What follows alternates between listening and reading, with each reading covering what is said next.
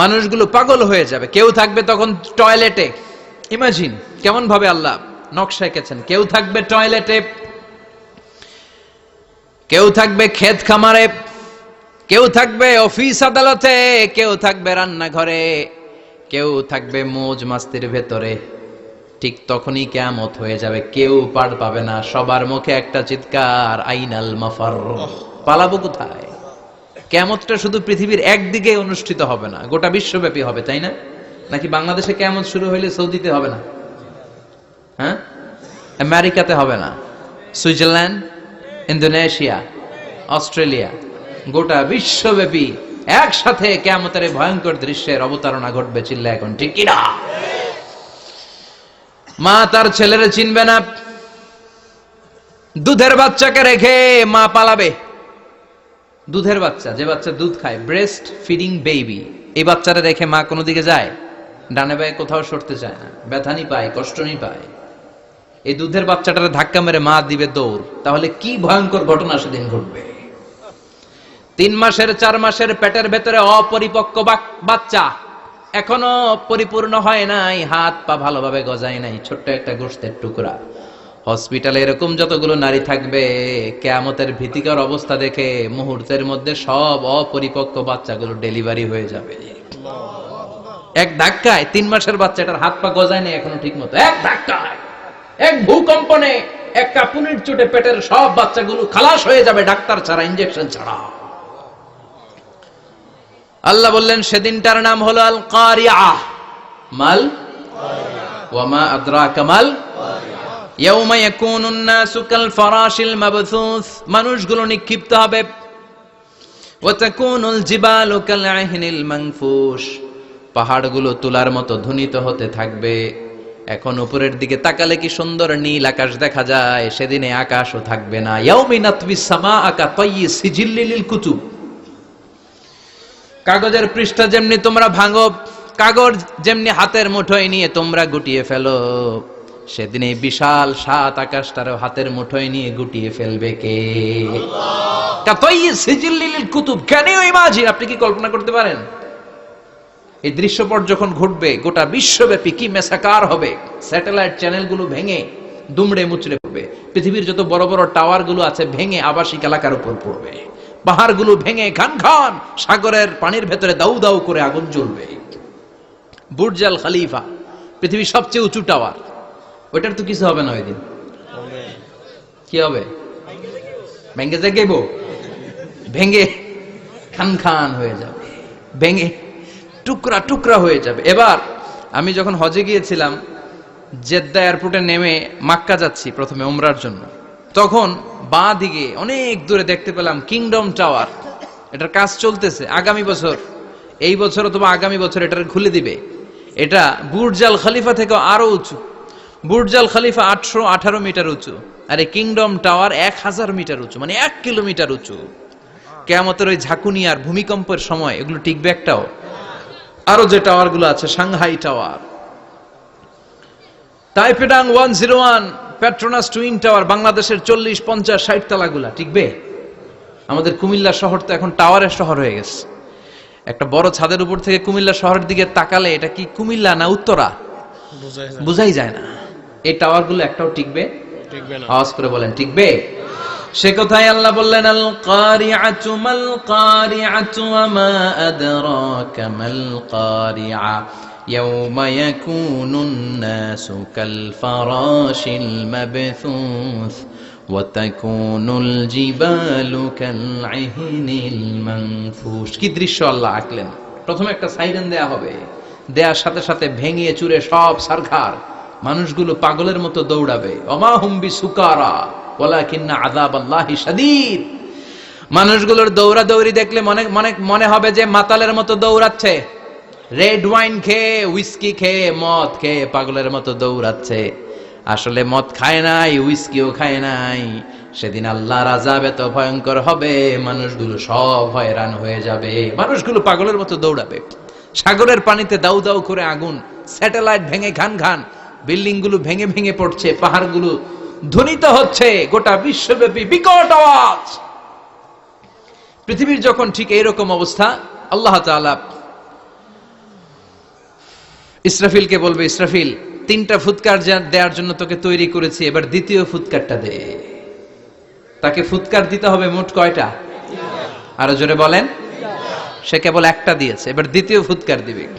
দ্বিতীয় ফুৎকার যখন সে দিবে, মুহূর্তের মধ্যে পৃথিবীর মধ্যে যত মানুষ আছে সবগুলো মরতে শুরু করবে, একটার পর একটা মালাকুল মাউত রুহু কবজ করতে শুরু করবে। মরবেন না শুধু একজন, চিল্লায় বলেন তিনি কে? কুল্লু মান আলাইহা ফানি ওয়া ইয়াবকা ওয়াজহু রাব্বিকা যুল জালালি ওয়াল ইকরাম ফাবিআইয়ি আলাই রাব্বিকুমা তুকাযযিবান। পৃথিবীর মধ্যে যা যা তোমরা দেখো সব হয়ে যাবে ফান। সব কি? ফান। আমরা বলি না ফানা ফানা, বলি ফানা ফানা, কিছু থাকবে না, থাকবে একজন, চিল্লায় বলেন তিনি কে? এজন্য সব সময় আল্লাহর কাছে কামনা করবেন, আল্লাহ তুমি ঈমানের মরণ দাও। পড়ে না আমিন? ও আল্লাহ তুমি আমাদেরকে শাহাদাতের মরণ দাও। পড়ে না আমিন? আমাকে শহীদ করে সেই মিছিলে শামিল করে নিও, যে মিছিলের নেতা মীর হামজা খোবায়েবে খাব্বাব আল্লাহর কাছে ছিল অতি প্রিয়, শামিল করে নিও, আমাকে শহীদ করে সেই মিছিলে শামিল করে নিও। পড়েন আমিন। বিশ্বনবী বলেন, শাহাদাতের তামান্না নিয়ে যদি, অন্তরে শাহাদাতের ইচ্ছা নিয়ে যদি, শাহাদাতের তামান্না নিয়ে যদি কেউ বিছানার মধ্যে ডায়রিয়া রোগে আক্রান্ত হয়েও মারা যায়, হার্ট অ্যাটাক করেও মারা যায়, স্ট্রোক করেও যদি মারা যায়, কিন্তু অন্তরে যদি শাহাদাতের তামান্না থাকে, কিয়ামতের ময়দানে শহীদদের সাথে তারে দাঁড় করাবে কে? ঈমানের পথে অবিচল থেকে আমার মরণ যেন হয়। পড়েন আমিন। আমার সাথে সাথে বলেন, ঈমানের পথে অবিচল থেকে আমার মরণ যেন হয়, তোমারই কাছে মিনতি আমার, তোমারই কাছে মিনতি আমার, মহামহিম দয়াময়, ঈমানের পথে অবিচল থেকে আমার মরণ যেন হয়। পড়ে না আমিন। ঈমানের মৃত্যু এক, আল্লাহ ছাড়া কেউ দিতে পারে না। শাহাদাতের মৃত্যু আল্লাহ ছাড়া কেউ দিতে পারে না।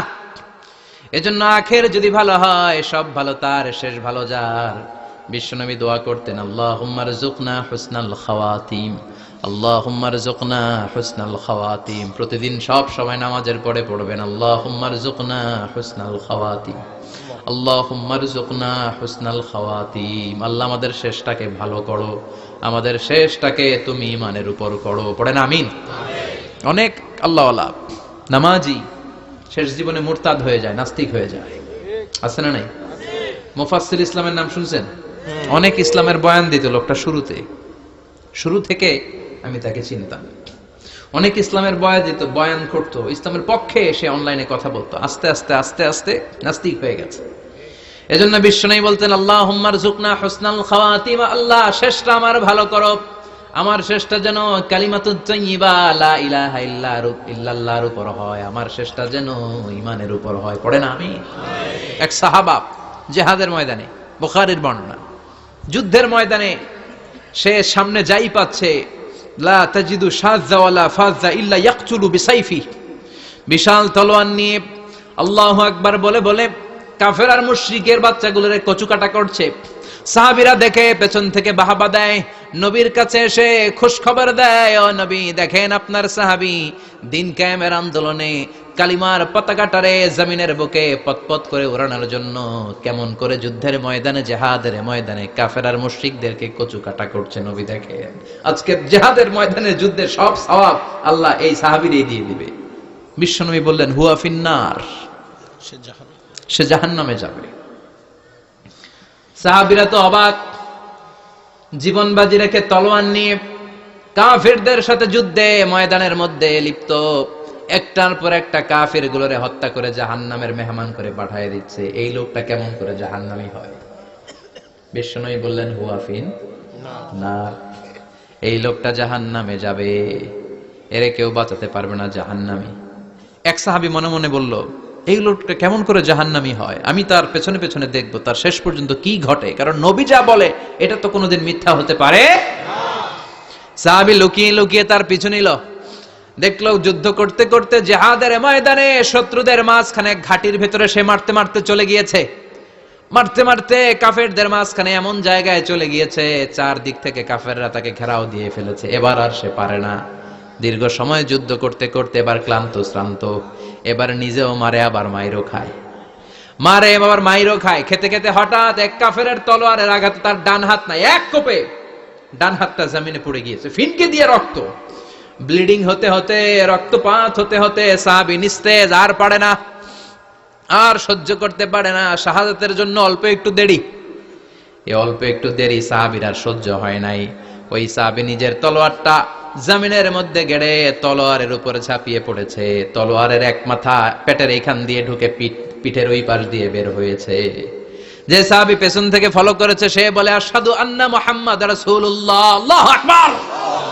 দৌড়ে এসে নবীর কাছে বলে, ও নবী, আপনি যে নবী, শেষ নবী, আখিরি জামানার পয়গম্বর, আপনি যে বিশ্ব নবী, কোনো সন্দেহ নাই, আমি নিজ চোখে চাক্ষুষ দেখে এসেছি আপনার ওই সাহাবা আত্মহত্যা করে দুনিয়া থেকে বিদায় হয়েছে। এজন্য শেষটা কার, শেষটা কিভাবে যায় আমরা জানি, এজন্য আল্লাহর কাছে আমরা ফরিয়াদ করি আমাদের মৃত্যু যেন ঈমানের মৃত্যু হয়। আমিন পড়েন, আর জোরে পড়েন আমিন। দ্বিতীয় ফুৎকার দেওয়ার সাথে সাথে আল্লাহ মালাকুল মাউতকে বলবে, ও মালাকুল মাউত, পৃথিবীর সব মানুষগুলোর রূহ কবজ কর। সব মানুষের রূহ কবজ হয়ে যাবে, সব জিনদের রূহ কবজ কর, সব জিনদেরও রূহ কবজ হয়ে যাবে। এবার সব ফেরেশতাদের রূহ কবজ কর, সব ফেরেশতাদের রূহ কবজ হয়ে যাবে। আল্লাহ বলবেন আখবিরনি মাইয়াবকা, আর কে কে বেঁচে আছে বল। মালাকুল মাউত বলবে, আল্লাহ মানুষগুলো সব শেষ, জিনগুলো শেষ, ফেরেশতাগুলো শেষ, শুধুমাত্র 4 জন বড় বড় ফেরেশতা এখনো মরে নাই। আল্লাহ বলবে, যা জিব্রাইল, মিকাইল, ইসরাফিল, যে ইসরাফিলের ফুৎকারে কিয়ামত হয়েছে ওই ইসরাফিলকেও শেষ করে ফেল। জিব্রাইল, ইসরাফিল, মিকাইল সব শেষ, এবার মহাবিশ্বে কেউ নাই। আল্লাহ বলবেন আখবিরনি মাইয়াবকা, ও মালাকুল মাউত আজরাইল, এবার কে আছে? কয় কেউ নাই, সব শেষ। কেউ আছে? কেউ নাই, সব শেষ, আছে শুধু আল্লাহ আর মালাকুল মাউত, ঠিক কি না? আল্লাহ বলবে আখবিরনি মাইয়াবকা, ও মালাকুল মাউত আমারে বল কে আছে? কয় আমি আছি। কয় তুই মর। আমি আছি, আমি। আল্লাহ বলবে তাহলে এবার তুই মর। তুই মর শোনার সাথে সাথে মালাকুল মাউতের কাঁপুনি ছুটে যাবে, খিচুনি ছুটে যাবে, ভয় ভয়ে খিচুনি ছুটে যাবে, কারণ মৃত্যুটা তো সে দেখেছে। দুইটা সিস্টেমে মালাকুল মাউত রূহ কবজ করে। আপনারা যারা আল্লাহওয়ালা, আপনাদের মাথার সামনে এসে একটা যুবক, সুশ্রী, যত সুন্দর হতে পারে একজন মানুষ, এরকম একজন মানুষের চেহারায় আসবে আপনাদের কাছে, এসে সুগন্ধি পারফিউম মাখা সাদা ধবধবে কাপড় পরে এসে আপনার শিওরে বসবে, এসে খুবই বিনয়ের সাথে ভদ্রতার সাথে বলবে, ইয়া আইয়াতুহান নাফসুল মুতমাইন্না, ইয়া আইয়াতুহান নাফসুল মুতমাইন্না, ইয়া আইয়াতুহান নাফসুত তাইয়্যিবা, হে পবিত্র আত্মা বেরোয় আয়। বলার সাথে সাথে আপনার রুহটা স্মুথলি বের হয়ে যাবে। ইয়াতি বিহানুত মিন হানুতিল জান্নাহ, কাফান মিন আকফানিল জান্নাহ, জান্নাতের হানুতে করে কাফনের মধ্যে পেঁচিয়ে আপনার রুহটারে মালাকুল মাউত ইল্লিনে নিয়ে যাবে। আল্লাহ আমাদের সবার নসিবে এই ঘটনা তুমি জারি করে দিও, আমিন। আর যারা ইসলাম মানে নাই, কোরআন মানে নাই, বিশ্ব নবীরা মানে নাই, তাদের সামনে কুৎসিত আকৃতির একটা ভয়ঙ্কর চেহারা নিয়ে আসবে। বিআকবাহি মা ইয়াকুন, হাদিসে এসেছে, যত খারাপ হতে পারে একজন মানুষের চেহারা, যত দুর্গন্ধযুক্ত হতে পারে একজন মানুষের দেহ, বিদঘুটে ভয়ঙ্কর রাক্ষসে এক চেহারা নিয়ে আসবে।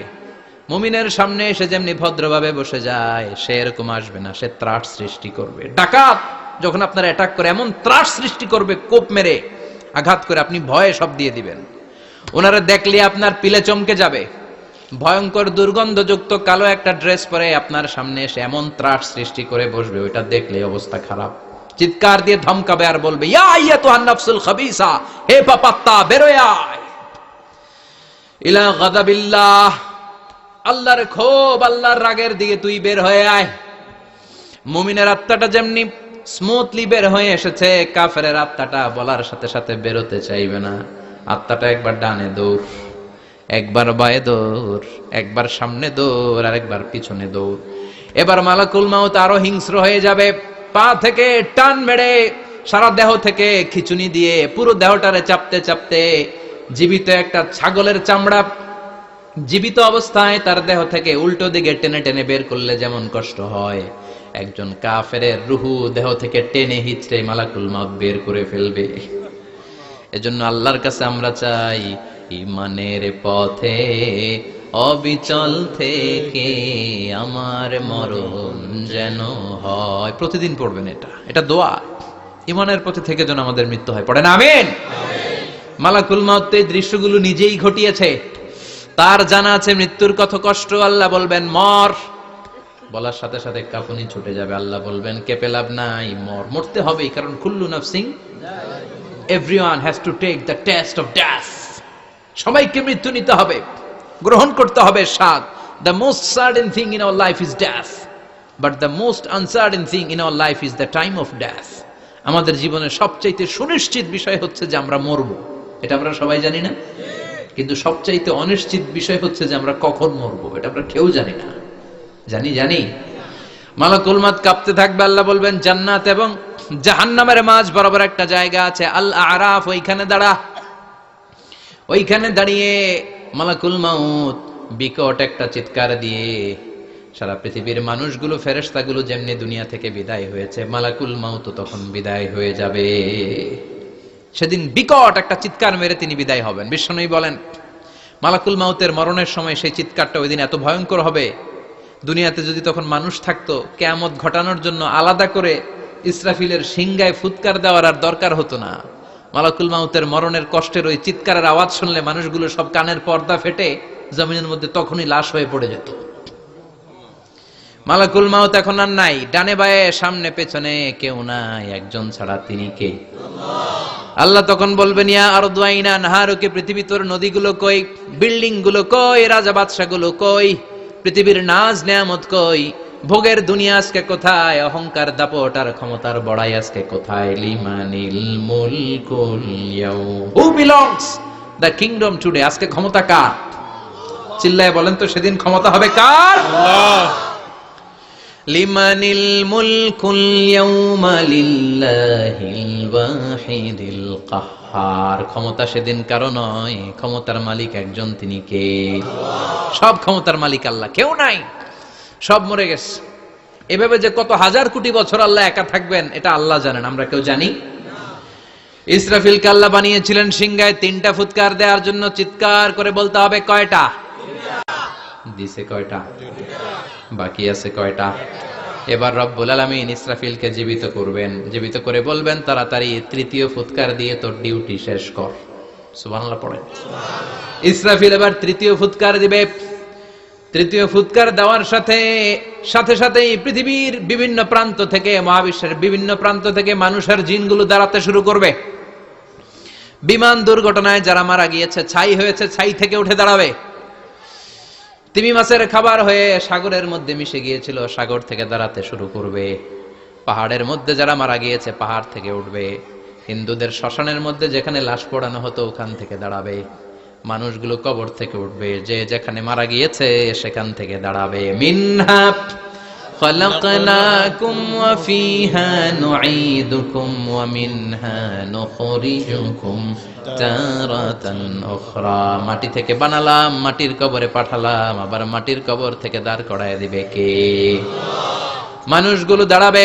মুমিন বান্দারা চোখ কচলাতে কচলাতে বলবে মান বাআসানা মিন মারকাদিনা, قالوا من بعثنا من مرقدنا هذا ما وعد الرحمن وصدق المرسلون। মুমিন বান্দারা চোখ ডলতে ডলতে বলবে ঘুম ভাঙালো কে? ঘুম ভাঙালো মরার কুকিলে, ঘুম ভাঙাইয়া গেল রে হে মরার কুকিলে, কয় না? এটা মরা কুকিল আবার ঘুম ভাঙায়, ব্যাটারি দিছে মানে এটার ভিতরে। আমার ঘুম ভাঙালো কে? মুমিনরা, আপনারা দেদারসে আনন্দের ঘুম দিবেন সেদিন কবরে। তিনটা প্রশ্ন আপনারে করা হবে। মার রব্বুক, তোর রবের নাম কি? তোমার ধর্মের নাম কি? এই লোকটারে চিনো নাকি? ওনার নাম কি? এবার বলবে তিনটা প্রশ্নের উত্তর কোত্থেকে শিখলা? কও কোত্থেকে শিখছেন? বলতে হবে কোরআন থেকে শিখেছি। চারটার উত্তর যখন করতে পারবেন, ইফসাহু লাহু কবরুহু ৭০ যিরাআন, কবরটারে ৭০ হাত লম্বা করে দেয়া হবে। ওয়া ইফতাহু লাহু বাবুন ইলাল জান্নাহ, আপনার কবরের ভেতরে থেকে জান্নাতের দিকে একটা ঘর করে দেয়া হবে। জান্নাতের সুঘ্রাণওয়ালা সুবাতাস আপনার কবরের মধ্যে এসে ধাক্কা মারবে। জান্নাতে ঢোকা লাগবে না আপনার, ওই কানেকশন দিয়ে আসবে। এয়ার কন্ডিশনের যে রুমগুলো আছে, ওই রুমগুলোর ভিতরে না ঢুকলো, দরজার আশেপাশ দিয়ে হাঁটলেও একটা ঠান্ডা ঠান্ডা আছে বাতাস আছে না নাই? দেহের মধ্যে লাগে।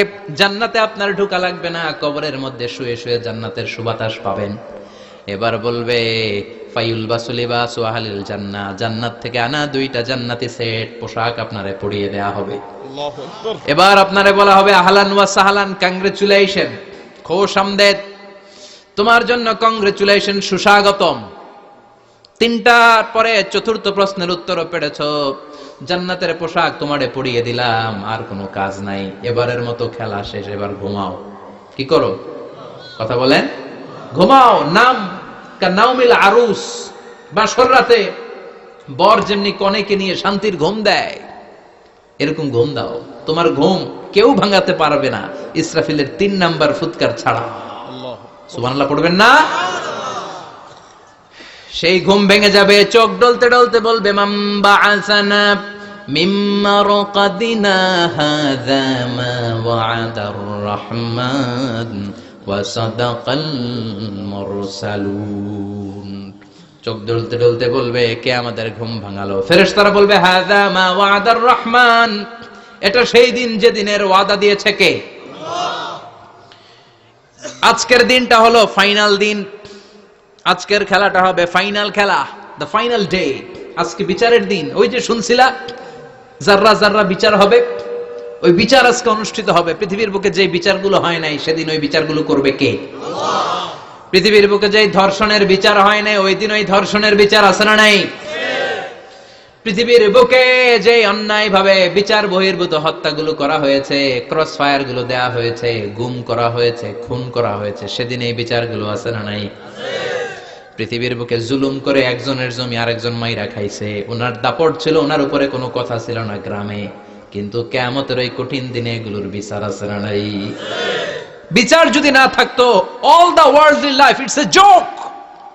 বিচার না থাকলে পৃথিবীটা একটা জোক, এটা একটা খেলাধুলা। অবশ্যই বিচার থাকতে হবে, বিচারের কাঠগড়ায় তোমাকে দাঁড়াতে হবে। চিল্লা এখন ঠিক কিনা?